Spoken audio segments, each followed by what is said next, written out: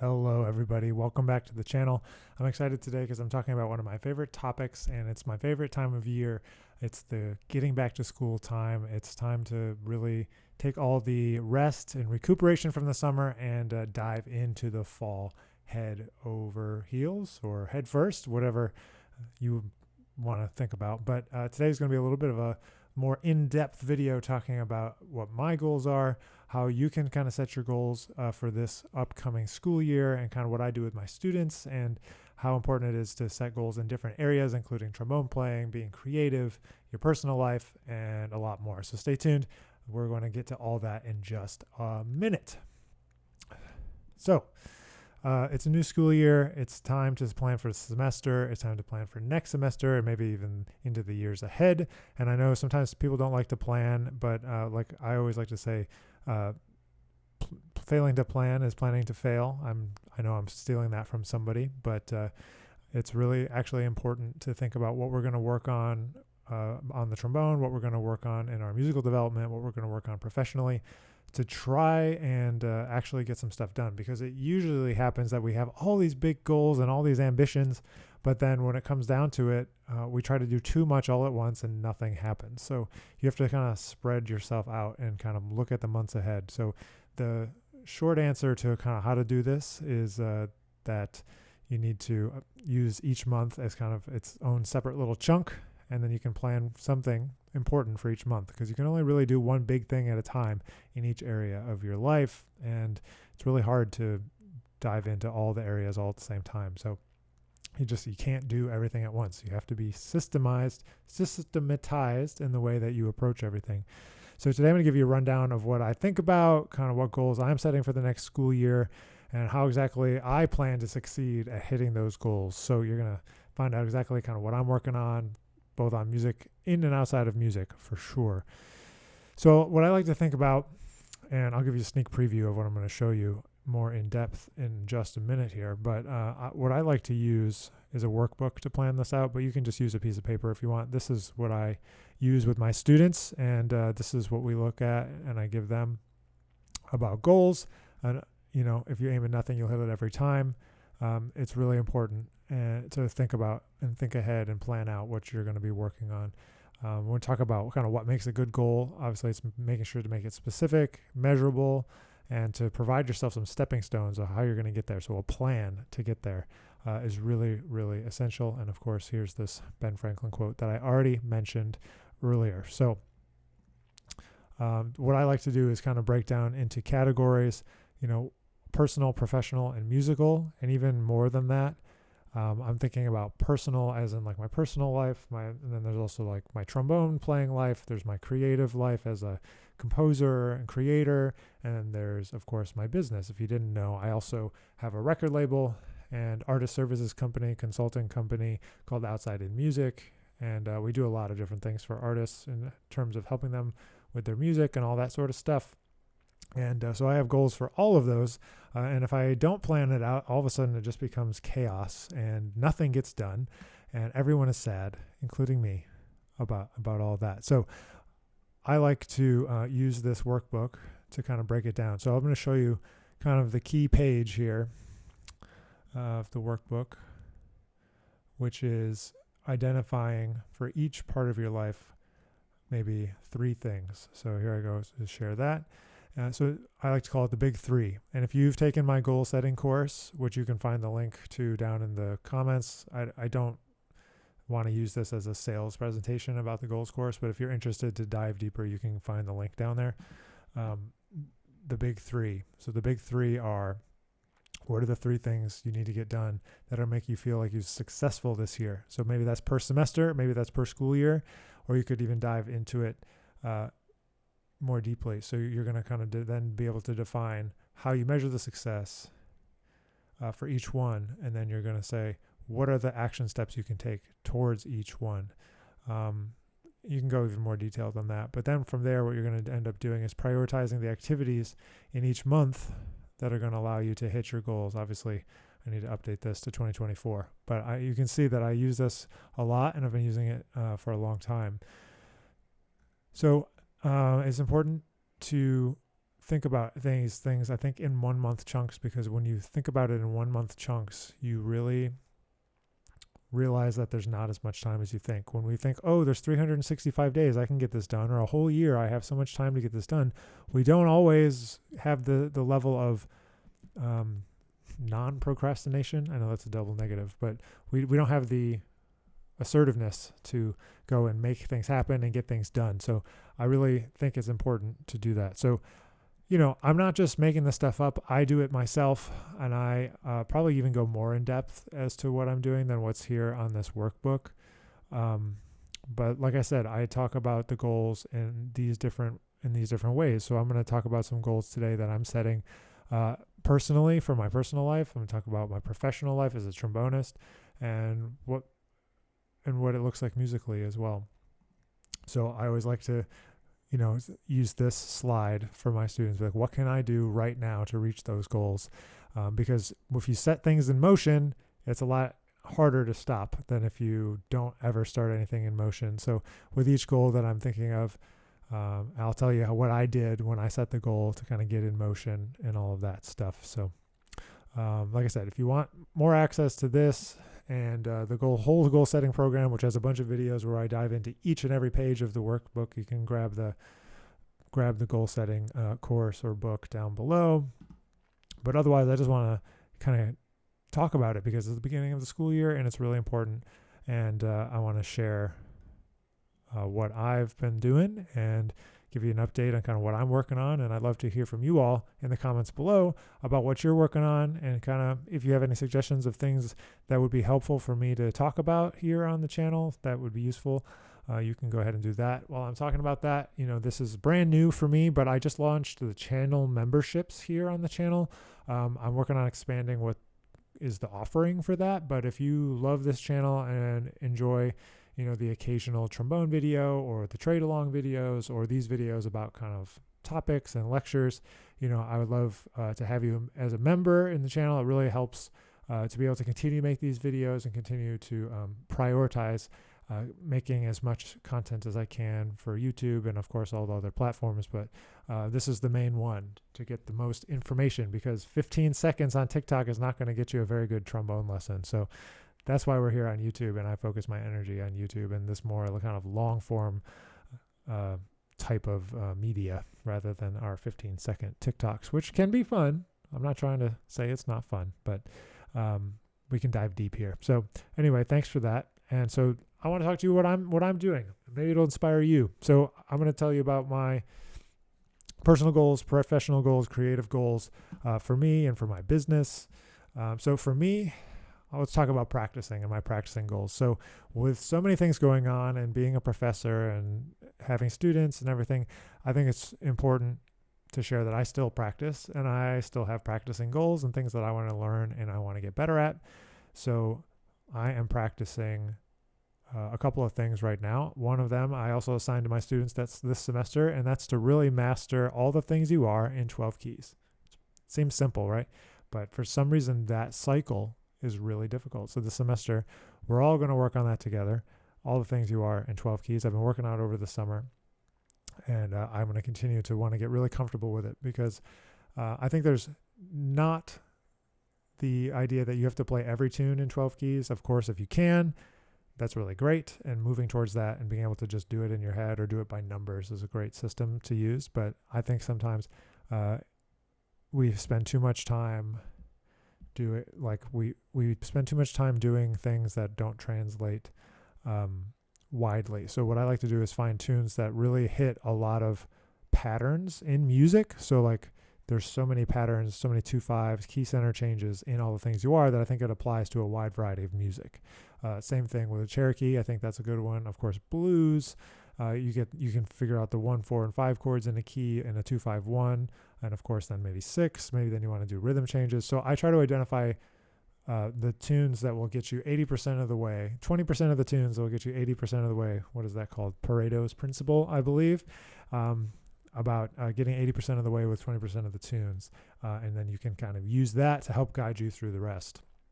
So anyway, I'm practicing all the things you are in 12 keys. And I've been practicing also since last summer and still kind of not totally there yet is like thinking about hexatonic scales. So most scales have 7 notes, right? Like a major scale. But if you do hexatonic scale, that's 2 triads. So you might call them triad pairs. So like C and D flat together. But if you put them down into 1 octave, they can still make a scale.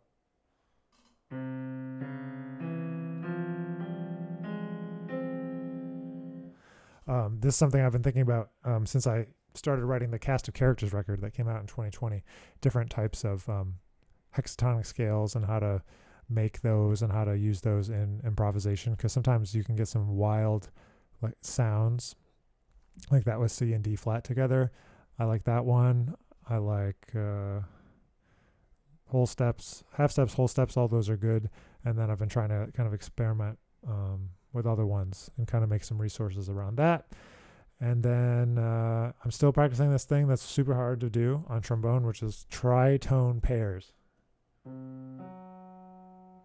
So that's 1 tritone, and the next tritone is a whole step up, and then you kind of alternate.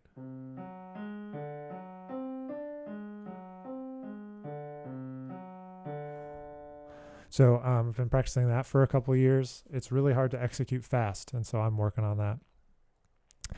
In my personal life, what I'm working on is I decided to run a marathon. So I've always been a person that wants to run, likes to run, but I've never actually taken the time to do a marathon.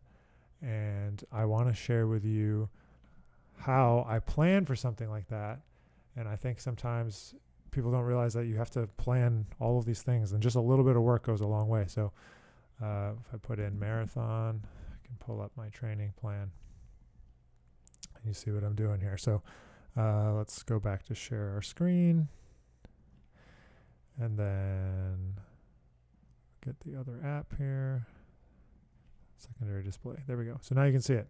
So this was a training plan. There's like a hybrid plan between, there's a book I've been reading called The 80-20 Runner. A friend of mine recommended. And then there's a guy named Hal Higdon that has a website that has some training plans on it. So this is like a combo that I put together based on kind of what I can do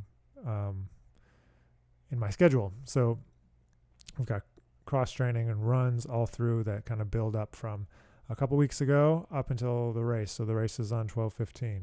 So if you're thinking of me on 12/15, I'll be running the Dallas Marathon actually. So what I've been doing is I created this whole plan. I put it on the spreadsheet, planned out every single day. Obviously it's going to change, right? So then I have on here the actual, this was today when I'm recording the video.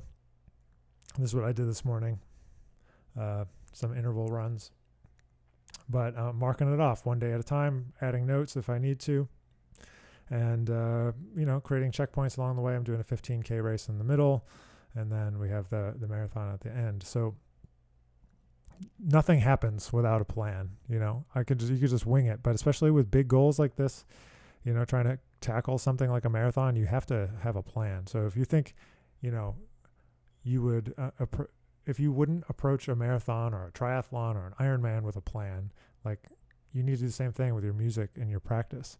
So the way that I'm relating that is that my goal with practicing, the last one that I didn't say, is that I'm not going to take 2 days off in a row. So I can take a day off from practicing, but I'm not going to take 2. So if I miss a day, I'm back on it the next day. It doesn't have to be forever. My goal is just to make sure that I never miss 2 days in a row. And so I did pretty well with it over the summer. It's been a little bit of a challenge with school starting this last 2 weeks. I'm playing the trombone, but really having focused practice becomes challenge, right? So the busier you get in your life, the more of a challenge it's going to be to continue your practice habits. So making a plan, sticking to it. So I'm not going to be too hard on myself this fall. I'm going to stick to the goals that I have in terms of what the things are that I'm practicing, of course, learning tunes and things like that. But I'm going to focus on making sure I don't miss 2 days in a row. That's it.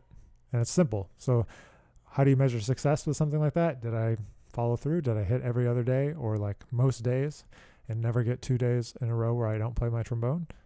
Well, then I was successful. So that's for this. I guess I didn't preface this by saying this is mostly geared towards just like the fall semester. I have some new new things for the spring. But let's see. So we talked about practicing goals. We talked about trombone. We talked about personal goals, like my marathon training. Then my creative goals. So I'm really excited. I haven't talked about this yet on the channel, but as most of you know, 2024 J.J. Johnson's centennial. He also has, in addition to so many big band works and so many great pieces for a small group and everything he does as an improviser, he also wrote a bunch of music for brass orchestra. So I'm putting together a recital on October 1st at UNT, actually, where we're going to play some music from his catalog of brass orchestra music. So we're playing some stuff from Perceptions, which he wrote for Dizzy Gillespie. We're going to play some stuff from the whole thing, Poem for Brass, that he wrote on an album called, I think it's called Birth of the Third Stream. It has music from Gunther Schuller and John Lewis and Jimmy Giuffre and JJ at the very beginning of the Third Stream movement. So we're going to play that, and then I'm writing a couple of things.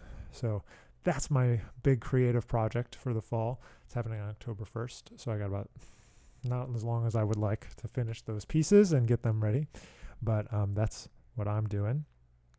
And then, like I mentioned, if you didn't know, I have Outside in Music, where I have my record label, and I put my records out through there, and a lot of my colleagues and a lot of great musicians from around the world. And in addition to that, we do artist services and consulting and talk to people about best practice around marketing the release and promoting the release and all this kind of stuff. It's called Outside in Music. And there I'm launching this fall a new coaching program called Album Accelerator. And the Album Accelerator is to help people with the whole album release process from start to finish. And it's consulting sessions throughout a whole year to get you to market, with your album, and not to miss anything along the way, because there's so many nooks and crannies of like making sure you take advantage of all the opportunities for that. So that's launching also this fall. So that's my big business goal, is to get a few people into our new program and help them with their releases. So I know, like, on this channel, I talk about goals, and every so often I post a video about goals, but I'm really wanting to show you that I do this. I don't just talk about it. It's really important. If you want to do a lot of things, you got to do a lot of planning. It's actually not even that much planning. Just thinking about what it is you want to do and writing it down, and then how you're going to do it, and organize yourself. The busier you get, you might need to make some spreadsheets, some calendars to help you out. But I just think it's really important to share the process, and so this is me sharing the process.